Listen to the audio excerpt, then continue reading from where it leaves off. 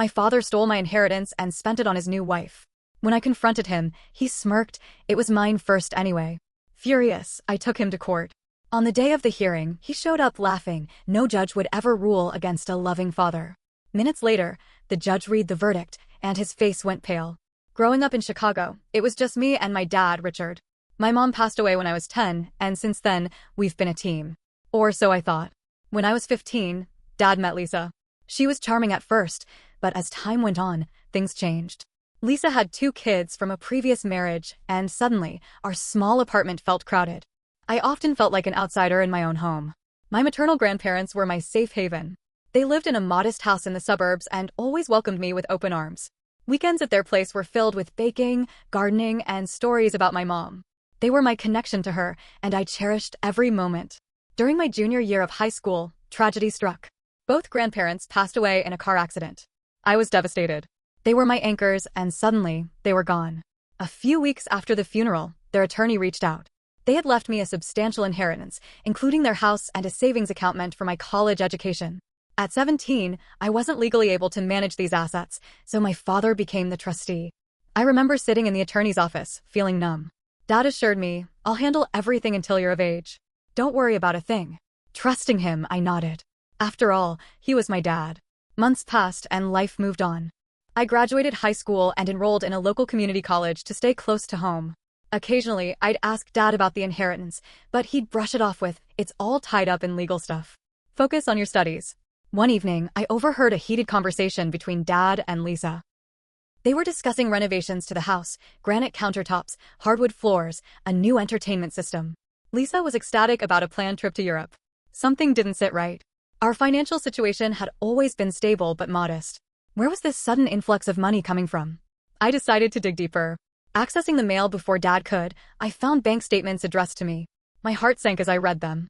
The savings account, once holding over $100,000, was nearly drained. Transactions included luxury items, vacations, and hefty withdrawals. Confronting Dad was one of the hardest things I've ever done. I waited until Lisa and her kids were out. Holding the bank statements, I asked, "What's this?" He glanced at the papers and sighed. "We needed the money. The house, the kids, things are expensive. But that's my college fund. My future," I exclaimed, tears welling up. He leaned back, a smirk forming. "It was mine first anyway. Your grandparents' money. I just took what was rightfully mine." I was speechless. Betrayed didn't even begin to cover it. Determined to reclaim what was mine, I sought legal advice. The attorney was appalled but warned me that family cases like these were messy. Nevertheless, I filed a lawsuit against my father for misappropriation of funds. The weeks leading up to the court date were tense. Dad was dismissive, confident that no judge would side with me. No judge would ever rule against a loving father, he'd say, laughing. The day of the hearing arrived. Walking into the courtroom, I felt a mix of anxiety and determination. Dad sat across from me, still wearing that smug expression. The proceedings began. My attorney presented the bank statements, highlighting the unauthorized transactions. We provided evidence of the original intent of the inheritance and how it was meant for my benefit. Dad's defense was weak. He rambled about family obligations and how he had the right to use the money as he saw fit.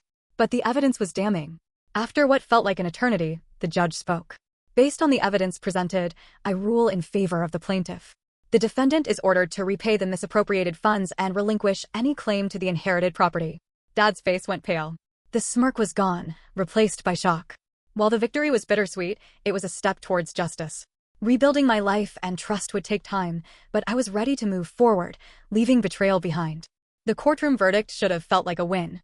And for a few days, it did. But I didn't realize how deep the damage really went until I started trying to collect on that judgment. My father didn't have the money anymore. That was clear. The house he and Lisa were living in, the one they remodeled using my inheritance, was technically in her name.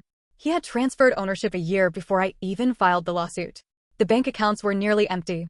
He wasn't just broke, he had planned it that way. I brought the judgment to a collections attorney, and they told me flat out, "You won the case," but he made himself judgment-proof. I couldn't believe it. All the time I'd spent gathering evidence, going to court, facing him, it all felt like a trick. Like he saw it coming before I even made my first move. I confronted him again, not because I thought he'd come clean, but because I needed to see if he'd admit what he did. I showed up at their house unannounced. Lisa opened the door and gave me this smug little smile. "You're not supposed to be here," she said. "I just want to talk to my father," I replied. She didn't move. He has nothing left to say to you. But I pushed past her. I didn't care anymore.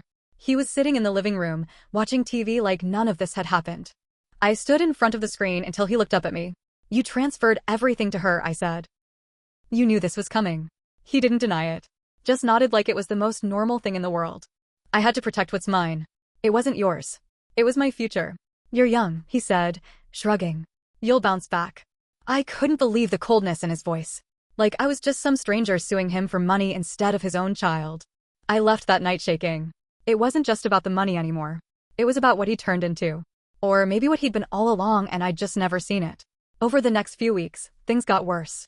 He and Lisa started telling family that I was greedy, ungrateful, that I sued my own father for no reason. Some relatives believed him. Others didn't know what to think. I stopped getting invited to family events. People stopped replying to my messages. One of my cousins messaged me privately. Uncle Rich said you tried to take their house. Is that true? I told her the truth. That the house was paid for with my inheritance. That he'd lied. That he admitted it. She never responded after that. I felt like I was losing everything: family, time, peace of mind. Then one day I got a letter in the mail. It was from my father's lawyer. Not the one from the court case, a new one. It said they were suing me for defamation, claiming I was spreading lies about him and Lisa, damaging their reputation, and causing emotional distress. I laughed at first. Then I got scared. It wasn't enough that he took everything from me. Now he wanted to punish me for telling the truth. I called my lawyer. He told me not to panic. It was probably a bluff, meant to scare me into silence. But it worked. I stopped posting anything. I stopped talking to family. I barely slept. I couldn't afford another legal battle. Then came the twist I didn't expect. Lisa left him. Apparently, they got into a huge fight about money. She found out he had opened a line of credit in her name and racked up thousands of dollars in debt. She kicked him out. Just like that, the perfect little life he built with my money started to crumble. I didn't find this out from him, of course. I found out from a mutual friend of Lisa's daughter who posted about it online. I watched it all from the sidelines. It felt like some sort of twisted justice, but I didn't feel better. He started calling me after that. Left voicemails like nothing had ever happened. Hey, just checking in. Hope you're okay. Or, I know things got messy, but I still love you. I never answered. I saved every voicemail. A week later, I got a text. I'm homeless. Are you happy now? I stared at the screen for a long time. He wanted pity. He wanted me to feel guilt. But all I felt was anger. And then, a part of me felt something else. Not forgiveness, but something colder. Something sharper. He ruined everything. And he thought he could just crawl back like nothing happened. I started looking into what else I could do. I hadn't gotten a single dime back from the court judgment, but now that Lisa had kicked him out, maybe his financial situation had changed. Maybe there was something I missed. I called my collections attorney again. There might be a way, she said. If he's earning any kind of income, we can garnish his wages. If he sells any assets, we can go after that too. We just need to keep watching. So now, I'm watching. Waiting. I'm not giving up.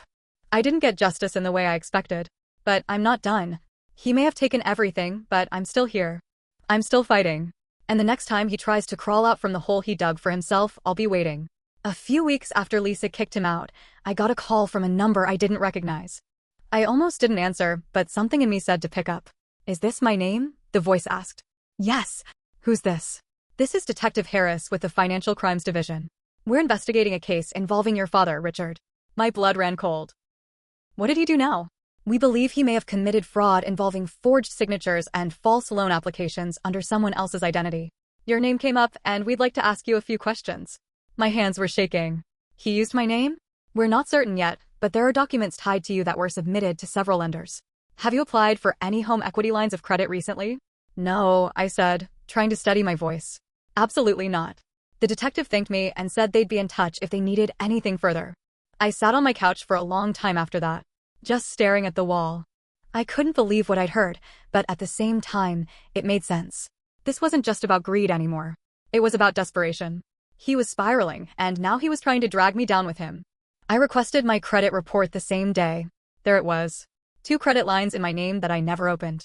One for $15,000, another for $8,500. Both opened in the past 6 months. I filed fraud reports immediately. The credit agencies flagged the accounts. I contacted both banks. One of them said they'd already started an internal investigation because the application didn't match the usual signature patterns on file for me. I called my lawyer again. This is criminal, he said. If he forged your signature, That's identity theft on top of everything else. At that point, I was beyond anger. I felt numb. I didn't hear from the detective for 2 weeks. Then I got another call. "We've arrested him," he said. "He admitted to forging your signature on the loan documents. He said he thought you'd never notice." I don't know what I expected to feel. Relief? Satisfaction? I felt tired. Just bone-deep tired. Like I'd been carrying this weight for too long. But the twists weren't over. The day after his arrest, I got a message from Lisa. It was short. Just one sentence. "You should know he opened accounts under my daughter's name too." I stared at the message, reading it over and over. Her daughter, who had defended him, mocked me when I took him to court, told people I was a liar, was now a victim too. I didn't respond. There was nothing left to say. That night, I sat alone with a stack of paperwork, voicemails saved on my phone, screenshots of texts, credit reports, court filings. My whole life had become a trail of documentation, evidence of betrayal. And yet, in the middle of all that, I realized something. He hadn't broken me. He tried. God, he tried. He took the money my grandparents left me.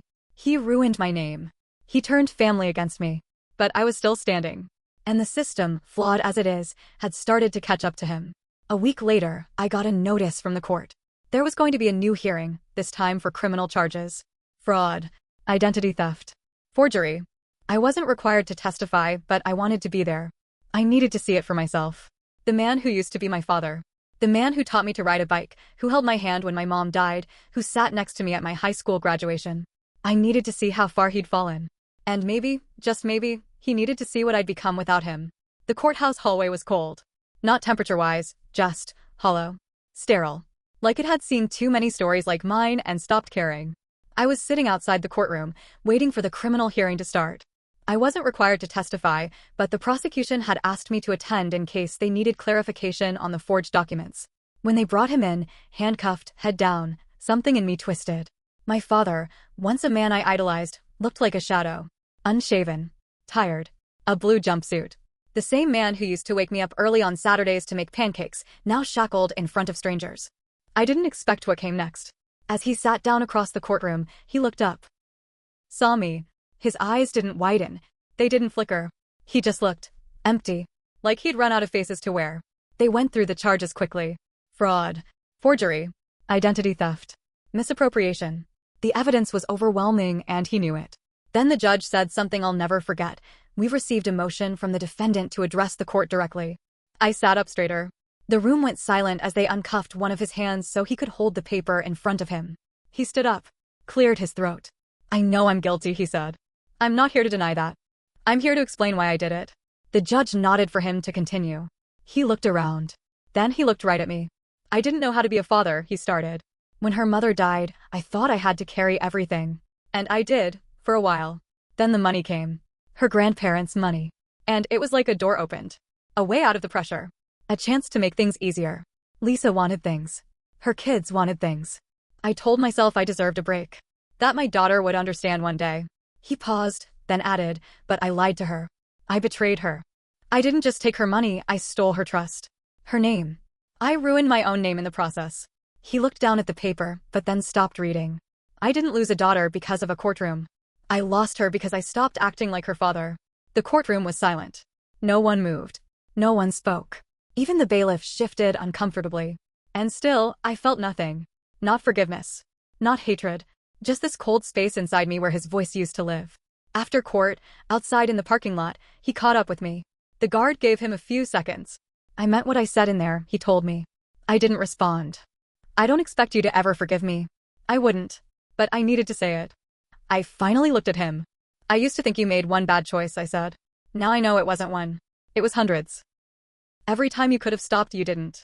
He nodded quietly. "I know. I'll never get that money back," I added. "But I can rebuild. Without you." He didn't argue. Didn't beg. Just stood there, looking like someone who realized too late the damage he caused. The guard pulled him away. Lisa never showed up at the hearing. Neither did anyone from the family who'd once believed him. The only person who texted me afterward was my cousin, the same one who had once asked if I really tried to take their house. She messaged, "I'm sorry. I should have believed you." I didn't reply right away. I didn't have the energy. But I appreciated it. The days that followed were quiet. I went back to work. Took long walks. Started a spreadsheet to rebuild my finances. One of the banks reversed the fraudulent debt. The other was still investigating. I wasn't healed. I wasn't whole. But I was moving. The strangest part of betrayal is how familiar it can feel. Like you've been living next to a ticking clock and only realized the sound was a bomb after it exploded. I lost my father. But maybe I never really had him. I still think about my grandparents a lot. About how proud they were of me. I try to hold on to that. Their trust in me. Their belief in who I could be. That's who I want to live up to. I don't know if he'll serve jail time. I don't know if he'll ever try to contact me again. But I know this. I won't open that door again. Not out of hate. Out of survival. If you're reading this and you've been betrayed by someone you trusted, someone who was supposed to protect you, let me tell you this. It's okay to walk away. It's okay to draw the line. And it's okay if you never find closure in them, but find it in yourself. I don't know what comes next. But for the first time in a long time, the road ahead feels like mine.